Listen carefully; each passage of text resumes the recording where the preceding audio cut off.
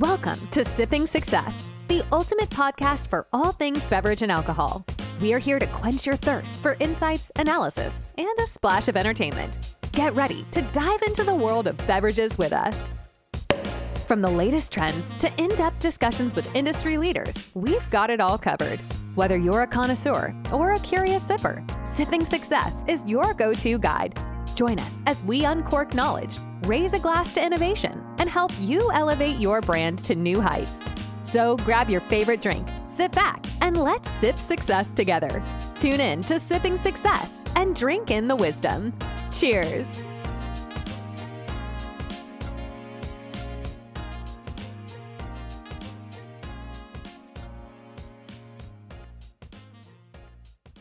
This podcast is brought to you by Mushroom Media, the go-to digital media agency for all things marketing. From crafting captivating campaigns to decoding social media sorcery, Mushroom Media is here to empower your brand and help you scale.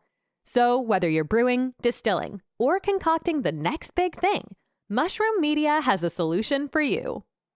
Hello, everyone, and welcome back to the Sipping Success podcast. I'm your host, Casey Haakinson. And this week, we're very excited to have our guest, Paul Cullen. Paul is a personal chef, sommelier, and guitarist.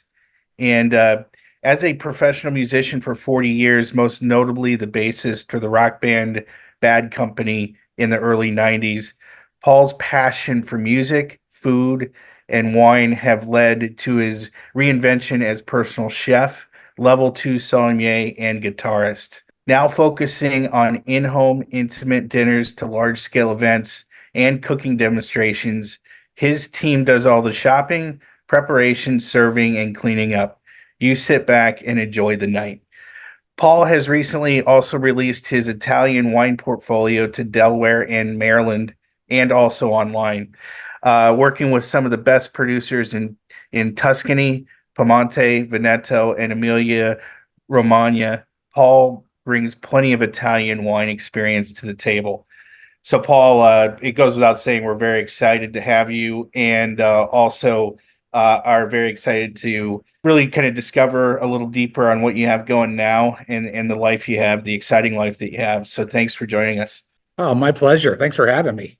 That's great. That's great. So, you know, we had the pleasure of spending a few minutes together a couple weeks ago to kind of get our thoughts organized. And one thing I want to start off with is, you know, of course, we want to understand your matriculation from music to, you know, Italian wine and food.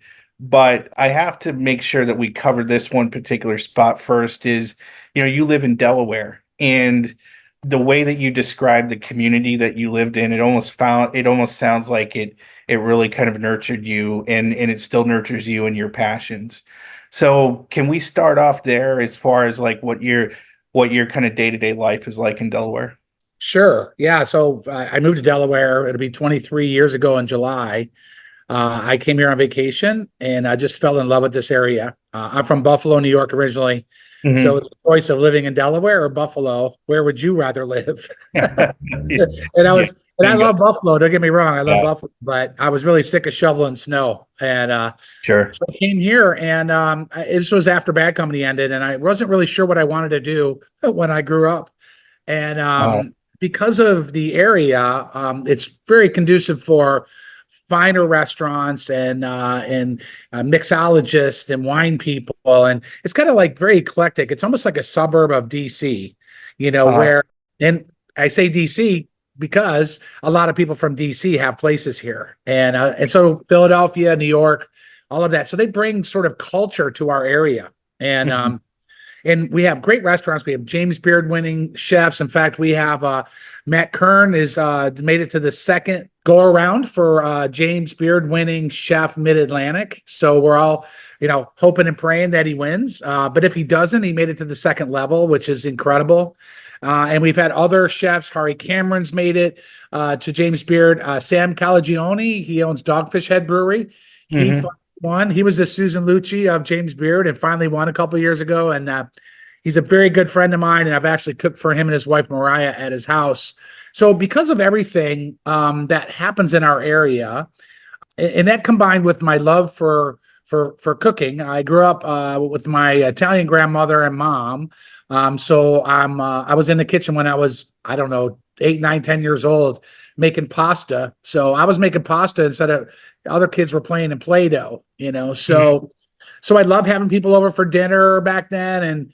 And in fact, me and my wife would have a list of people that we wanted to have over. It was almost kind of like social networking before that was kind of really popular. And we would pair couples together and have them over our house for dinner. And they didn't know each other. And by the time they were done, they all knew each other and were passing out their cards, and they become good friends because of that. So I saw how food and wine brings people together. And the combination of that is, and I would have the chefs over for dinner. I'm crazy like that. I don't care.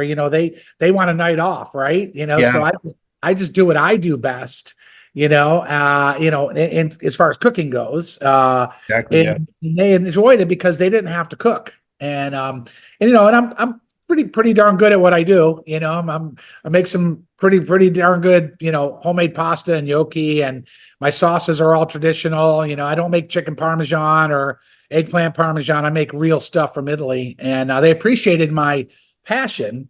So we were doing that. And then what turned into just a fun thing to do on a regular basis, turned into a job, if you want to call it a job. It turned into my career. Better way of putting that. And one of my friends that I had over for dinner said, "Hey, can you do the same thing in my house for my wife's surprise birthday party?" Who are friends of mine. Okay. And I said, "Okay, yeah, I'll do that." He goes, 10 people. I said, "No problem." He goes, "Can you bring your guitar and play some music afterwards?" I'm like, "Oh, wow." So that's like a dinner and a concert. And that was about 11 years ago. And so I did that one. And then little by little, I started doing more events. And then, that first year, which was 10 years ago, I did 15 events. And last year we did 220. So it's just in 10 years, it's just gotten huge, just because of the experience, because people are looking for an experience. And that's how that whole thing started rolling down the hill. Wow. Thanks for kind of sharing all those details. And so it started 10 years ago. First year, 15 events. Now you're at 200 plus. Is that all just by word of mouth? Yeah, I did two things. One, be really good at what you do. And I know there's Seth Godin. I don't know if I said his name right. I follow him, master marketer. Be remarkable. Be so good that people can't wait to remark about you. And to tell other people. So that was my number one. Is just because it's so unique also, and just do such a fabulous job, be personable. And the other line is everything is better with a backstory. And I have lots of backstories, whether it's food, wine, or music, and now travel too. So yeah, that's how it started. And I was approached by a couple nonprofits about giving my dinners away for live auction, items. So I'm like, hell yeah, I'll do that. So that started. The other ball rolling down the hill was the marketing of just me giving the dinners away. And the cool part about that, in the first 4 years, we raised over $200,000 for our community just in my dinners. Yeah, because people were paying anywhere between $4,000 and $10,000 for a dinner, and for me to come to their house and impress their friends. So those two things: be remarkable and then be part of your community, is what got me from 15 dinners to 220. Wow. And so just so we have a handle on this, those 220 dinners, you're cooking all of them. I mean, I assume, and you can expand on this, but I assume you've got a team helping you, but you are the lead person going in, cooking it. I just want to make sure that's correct. Yeah. So I have an assistant, Nina. She's been with me for 1,200 dinners, so 8 years. She is my front of the house. If we were a restaurant, she would be my front of the house. Okay. Care of putting the charcuterie together, the appetizers, setting the table, pouring the wine when they come in, being an ambassador for Paul Cullen. And then I do all the cooking. So very rarely, except if I, like at a corporate event, I did at a casino in New York, I gave the chefs menus because it was for 100 people. I gave the chefs the ideas. We worked together. They executed all the food, and I was just able to be me and walk to the table, talk about my wines, and then I played music afterwards. So but that's a very rare thing where I don't actually cook. Actually, I'd say 95% of the time, I'm the one in the kitchen cooking. Okay, and I'm interested to maybe dive in a little deeper on what one of those nights are with you, just to give our listeners a little bit more in depth here. So let's say that you're cooking in somebody's home, you're cooking for a group of like 10 or 15 people. You've got your assistant helping you out. You're in the kitchen doing your thing. Now, as you're cooking, are you conversating with the guests as well? Are they coming into the kitchen? Are you kind of telling stories about what you're doing? How does the evening flow? Yeah, for sure. So I get there, me and Nina get there about 2 hours before, depending on how many. If it's only 6 or 8 people, we get there about an hour before. And I roll in with a tool kit, tool box. It's on wheels. And I open it up and I have all my knives and all my utensils. You open a drawer and I have all my spices. I have basically everything in that toolbox that I roll in that they would have in their cupboard. And so there's no need for me to worry about if they've got anything because I bring it all. Okay. And I bring my own pots and pans. And if they need, dinnerware, glassware and all that, we can bring that also.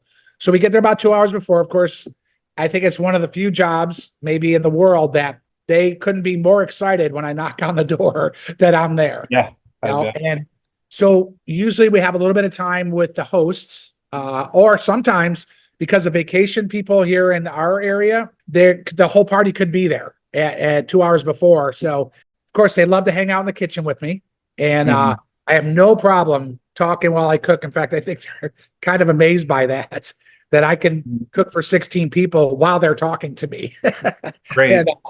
And then, of course, she's a gem, man. She's very friendly, gets to know people, and becomes part of the whole process. She knows my story as well as I do. So, because she's heard it so many times. And so say 6 o'clock party time, we've got apps ready. It's a plethora of charcuterie, cheeses, spreads, crostinis, stuffed peppers, deviled eggs, whatever it is we choose. It's a big spread, and it's kind of like a cocktail party to start with. And I use always 99% of the parties I've used Lambrusco as my first wine, which is a favorite of Emilia Romagna. It's a dry, fizzy, cold red wine, kind of like taking a Prosecco, but red. And and of course, that's the first explanation is what is this that we're drinking, right?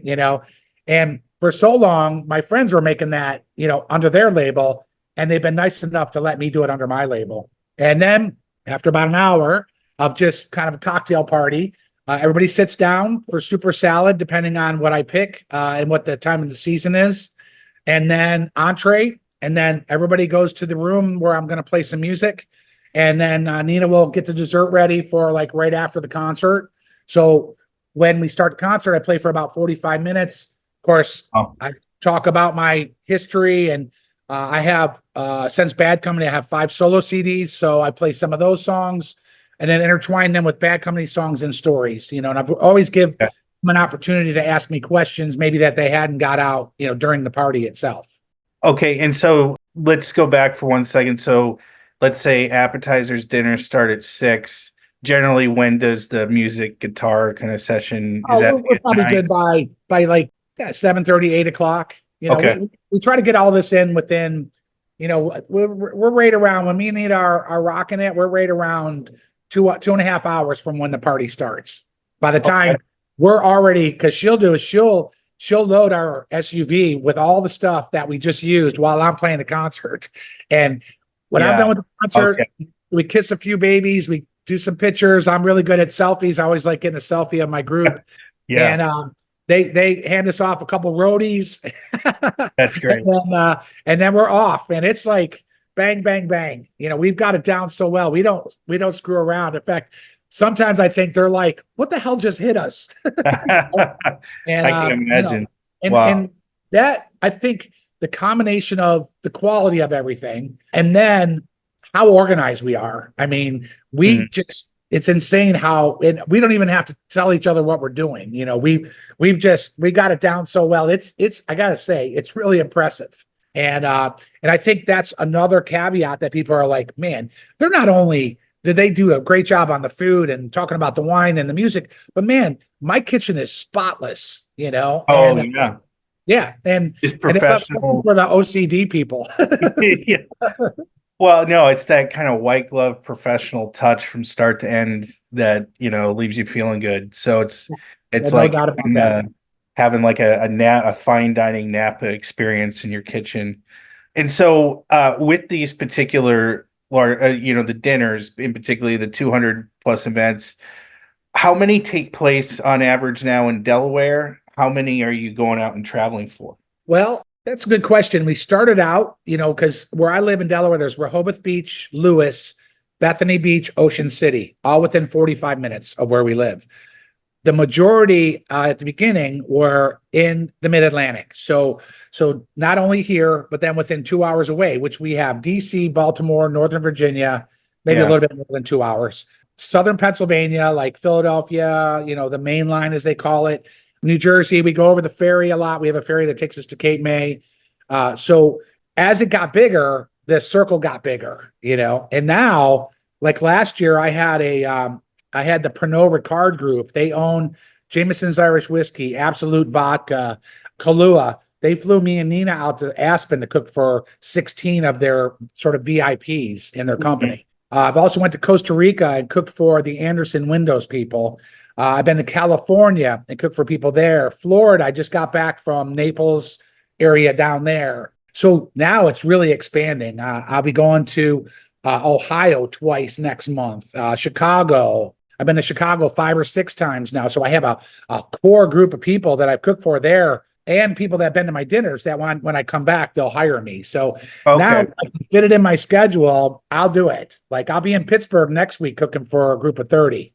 Great. And so some of it is repeat and referral business within the dinners itself. Is that right? Oh, yeah.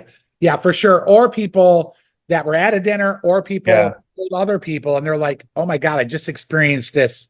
This would be great for you. And then, of course, whenever in our circle here where I live, if somebody says private chef, there's only one name that comes up, and that's mine, because of the uniqueness. Now, we have private chefs, and they're good, believe me.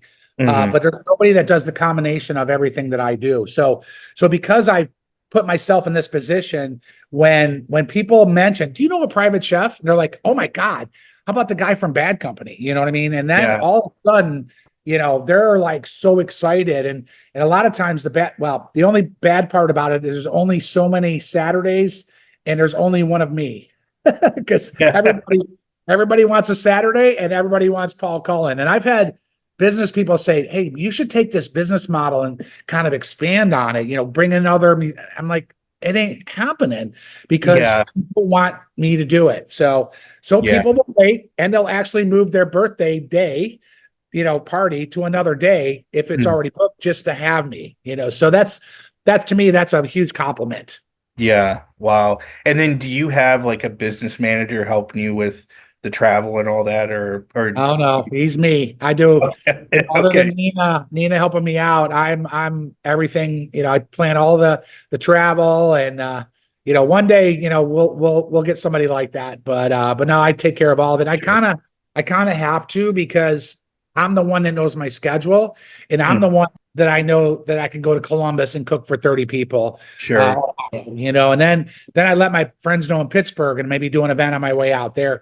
One time I went to Chicago, on my way there, I cooked in Pittsburgh, Cleveland, 4 things in Chicago. And then I hit Toledo on the way back. Wow. So you're like the mark of efficiency, the way you've got it down as well. You're going on a route, you're making money on the way out, on the way back. For sure. I do. Well, that was earlier in my career, like a couple of years ago, but like before COVID, I've learned to like take at least a couple of days off. So like, then I can enjoy Chicago, right? For at least a couple of nights. And I try to balance that. I have, everybody knows me. They know I have FOMO. I have the fear of missing out. And I hate not being able to do an event for somebody that's so excited about me doing an event. Now they might do it down the line somewhere, but I met so many cool people doing these. I know the chances are when I do another event, that I'm going to meet more cool people that follow me. So I try to balance it. I'm getting better. Even my wife last year said I need to take Mondays off. So, so I'm like, okay, I will, so, it's a balancing act, right now, I just turned 64 in January. I'm physically able to do it, even though I might be hurting the next day a little bit. Uh-huh. I do. Last year, me and Nina did 19 events in 20 days. Wow. And we didn't even know what day of the week it was. We just knew Okay. in the car, and I knew where we were going. And she had all the apps together. I got everything else together.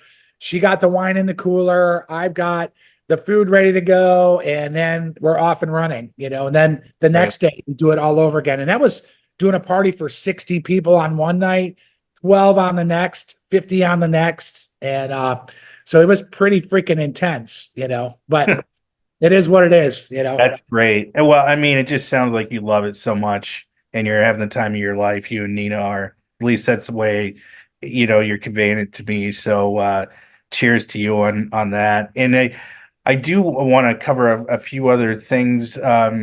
Let's go way back just for a second. You brought forth kind of the passion around food and how that started. Just out of curiosity, where did the guitar playing come in? Was that also, I got to assume, like early in childhood as well? No, that's the funny part about that. I didn't start playing an instrument, which was bass, until I was 20 years old. Really? I was an athlete. I was a star athlete in high school. And I say that when my graduating class was only 98 people. So I had a pretty good chance of being the star if you were good. And so I played basketball, soccer, and tennis year round. And so I went all the way through graduating high school without playing an instrument. I love music. We went to concerts all the time. I always wished I was up there, but everybody does, right? I mean, why not? You're up there like, man, how great would it be to be up there in front of 12,000 people? So I still had the passion for music. I just didn't play an instrument till later in life. And the way it worked out is my parents bought a business in Florida in 78. The day after I graduated high school, I moved to Florida, helped them open a dry cleaning business, which they'd never done. Okay. I never done. And I told them I would stay with them for a couple of years and just to get the business going. And while I was doing it, two things. One, I'm a very passionate guy, as you could probably tell. And I needed to follow my passion. I knew after being in a dry cleaning business, I didn't want to be in a dry cleaning business, Sure. So I said, you know what? I'm going to learn how to play guitar. And through I gotta say, a comedy of errors or meeting the right people and going to the right party, I met a guitar player named Stacy who was going to give me guitar lessons. I said, man, I want to learn how to play guitar. He goes, well, that's great. He goes, I can give you lessons. So I met him the next week and I ended up being a roadie for his band, which was funny. I had the Lehigh Acres laundry van was the truck. And so there's a lot of great stories on that, but I'll move forward. And he said, you know what? He goes, Paul, I'll teach you how to play guitar. He goes, but there's a lack of bass players out there, and there's a lack of really good bass players. Huh. Listen to these guys. And one was Jaco Pastorius from Weather Report, a jazz guy that probably changed the whole outlook of bass guitar. And I was like, wow, that's bass guitar. And so I went out the next day and bought it. And then he started kind of mentoring me. And man, 6 months later, I was playing in a country band making $350 a week. Now, Wow. I say 6 months later, but I practiced 8 hours a day. And Okay. I had a great mentor. And man, I was off and running. So that was 1980. And by the time I was 1983, 84, I was playing in a rock band in Alaska. And this is from a Florida guy all the way to Alaska. Wow. Montana, Idaho, Washington. It was awesome. So I didn't stop playing for 10 years because I went from band to band. And that's how I got my reps in to be a musician. And I took it very seriously and I worked my butt off. And that's how I became a musician and a successful one at that time. Okay, awesome. Well, one other piece I want to kind of shed light on for the listeners is the Italian wine. So, we've covered where food came in, and then, you just shared with us about the music. So, where did the Italian wine passion come into play, or when did it come into play? Well, I think it started, the wine passion started when I was in bad company. The guitar player, Mick Ralphs, on the back of the bus, we do an overnighter. If it was any more than 500 miles to the next gig the next night, we would go overnight at like midnight and drive all night, which gave us a good time to like hang out together in the back of the bus. And these buses they were gorgeous. And we had a lounge in the back, and he brought out a red wine from France one night. It was just me and him. Everybody else went to bed, and we were just talking music. And of course, for me, here I am. I saw Bad Company in '76 when I was 16, and here I am 14 years later on the bus with him. After playing in front of 12,000 people. So I couldn't. I was like a kid in a candy store. It was just like so surreal and so awesome.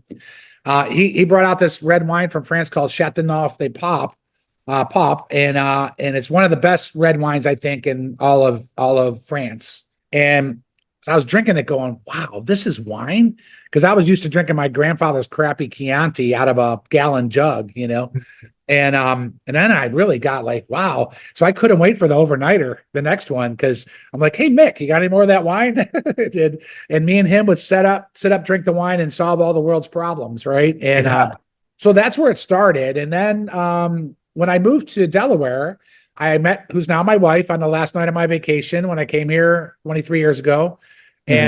And we've pretty much been together ever since. And we both kind of had like an interest in wine, and we would go to our local wine shop, Teller Wines, and Steve, the owner, who became a great friend of mine and very inspirational, by the way, of having my own wine. He was doing classes, and me and my wife would go to these classes, and we learned about Argentinian wine and Italian and California. I was kind of like a California geek for a while until I found out more about old world wines. And of course, Italian was in my wheelhouse because I'm Italian. So I just started learning about it. And then about 13 years ago, me and my wife, when we go out, we like to sit at the bar of whatever restaurant. So you always meet new people. And believe me, I've got a lot of in-home dining events just by sitting at the bar. And yeah, I bet. We met this couple, and I heard him say Buffalo, and I'm like, "Hey, I'm from Buffalo." He's like, "Oh man, we've lived there for 30 years and blah, blah, blah." And of course, my wife's like, while I was in the bathroom, she would go, "Hey, you used to be in Bad Company." She was really good at that. And I came back, and their eyes were like golf balls. They're like, "Oh my God, we're talking to the guy who used to be in Bad Company," And well, we're starting this wine company. It's called Portofino, and my partner's in Tuscany, and we need somebody in Delaware to kind of break the market open. And they were an Italian wine importer and bringing in amazing wines. And the next thing I know, I have a job selling Italian wine. Oh, wow. As my part-time job at that time, I was just a musician. So this was before in-home dining. Yeah, I got to sell wine, and I had a lot of connections already from playing the restaurants and going to restaurants. I knew all the owners, and I got to say, about this area, it's better to be a big fish in a small pond. Yeah. And then, because if I was in New York, nobody would even care what I did, Sure. But, yeah. So I started selling Italian wine, and the next day I got a call from Ernesto from Tuscany. I pulled my car over, and the next thing I know, I'm working for him. And so one of the things I had a lot to learn. I had to learn that when one of my wines was called Alice, Alice. Well, don't call it that, because they'll laugh you out of the place, because it's called Alice in Italian. So I had a lot to learn, but they love my energy, and they love my go get-itness, for lack of a better term, and the connections I had, and the passion about Italian wine and food. And I was just kind of starting out with all that. And what I found out is, what I thought of at the time was I need to get to Italy. I'd never been. I'm Italian on my mom's side. I've always wanted to go. So it worked out that I went to Italy, and I met all my producers that I was representing here in America, because what a better way to sell. And that's to go visit and experience the vineyard. That means meet them, drink with them, eat with them, and then see their property. And that kind of started my sort of education, if you want to call it that, in Italian wines.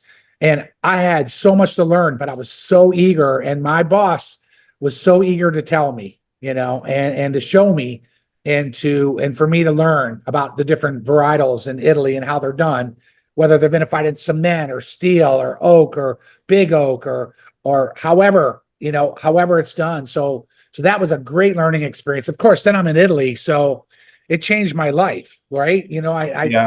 I got to see what my grandmother thought every time somebody walked in the door of our house or her house. Her first thought was, what am I going to make people? And Yeah. oh, anyways, that's how that all started with Italian wine. All right, fascinating. And for all you out there, if you're just joining us, we're talking to Paul Cullen, personal chef, sommelier, and professional musician, guitarist, and really interesting life you're leading there, Paul. And as we kind of near the end of this interview, just a couple more questions for you. With this particular question, can you share with us maybe just a short story of like maybe a particular event or people that you've cooked for that really stood out, that was unique? Maybe the location was, or something happened at the event that was that always just kind of stands out. Is it possible for you to share a story like that? Yeah, for sure. Like I said, every event is awesome, and I meet great people, and I've got great friends. When I started out, when I switched to guitar in 2007, I had a very small circle of people who like Paul Cullen because they heard me play music, right? Then I added the food, then I've added the wine, and then we have travel, right? I just got back from Cuba last. We took 46 people. So I'm getting, my circle's getting bigger and bigger, but one of my favorite. So that happens every time I do an event for somebody. I bring people into my circle. And I've met some interesting people. I've cooked, for the very, very rich, and then people like me. So it's a wide variety of people. And but my favorite, I think one of my favorites was when I cooked for Sam Calagione from Dogfish Head. Because that kind of, I knew what I was doing was touching people and reaching people. But he was so inquisitive.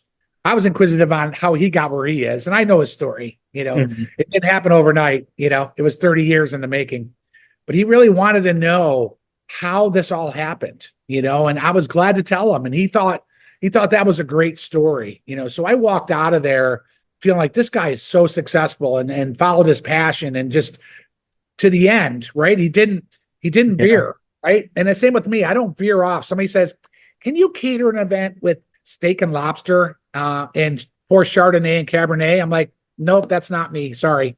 So, you got to find somebody else for that. Of course, they're mad at me because now I'm not going to cook for them. But I don't. You can vary a little bit, right? But I don't want to vary off what I've become successful at. And for one thing, I'm still learning, right? I'm still learning guitar. I'm still learning different recipes. And as far as Italian wines go, I'll never know it all about Italian wines because there's so much to learn. But I think that was one of my favorite events just for validation, I guess. Yeah. Okay, great. And another one was Ryan Felipe, the actor, married to Reese Witherspoon. Yeah. I cooked for him a couple times, and he's been great. My friend Aaron from Manhattan Transfer. I've got a lot of sort of kind of pseudo celebrities that love to have me come, and they heard about what I do, and they were so interested that they hired me to come and cook for them. So those are always fun. The interaction of stuff like that too. That's great. And then last question for you: if anybody wants to interact with you online, can you share where you might be accessible, maybe on social media or a website where people can maybe find out and read more about you? Oh, for sure. Yeah. Well, luckily, they came out with the URL .rocks, or the domain .rocks, ROCKS. I was looking for something for one of my companies, and the option was .rocks. I'm like, oh my God, that's great. Can't believe that. So I switched all my stuff to paulcullen.rocks. Okay. And then when you go on there, then you have an option to buy my wine online, which we ship to 40 states. Okay. Book an in-home dining. I'm very proud of this. I have a nonprofit that we help kids in the culinary and musical arts. We have a concert room, which is where we're talking right now. And we do about 10, 12 concerts a month.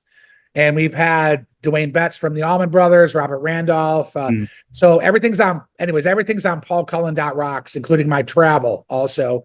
And then Instagram is take out the dot. So it's Paul Cullen Rocks, ROCKS. And then Facebook is Paul Cullen Rocks also.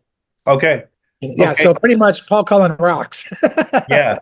Yeah. You have that brand down. Once you have that down, you'll know where to find Paul. So that's great. Paul Cullen Rocks. Remember that. And then if anybody has a question out there that maybe they want to partner with you, or frankly, maybe they want to book you for a dinner, you never know. Is there an email or a way to direct message you? Yeah. So on any social network for sure. But my direct email, this is a long one I've had before I got .rocks. It's paul@paulcullen.net, N-E-T. Okay. Yeah, that's been my long-standing email when I first got my computer. So and my first website was paulcullen.net because somebody had paulcullen.com.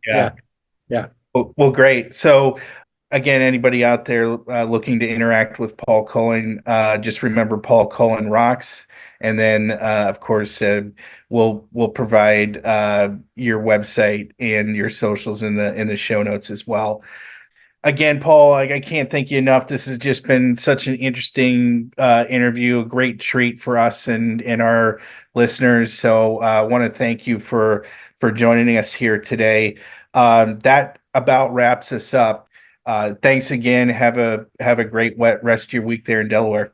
Thank you very much, Casey. I had a blast. Thanks for having me, man. Likewise. Well, that's it, folks. That's another episode of the Sipping Success podcast. Until next time, I'm your host, Casey Haakinson. Thank you.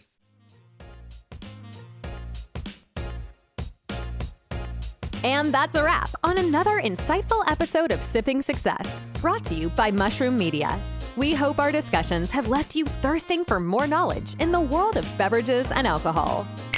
Stay connected with us on social media for updates. And remember, the journey to success is best enjoyed one sip at a time. Keep exploring trends, connecting with leaders, and scaling your brand. Until our glasses meet again, cheers to your continued success. And may your cups always runneth over with inspiration. We'll catch you in the next episode.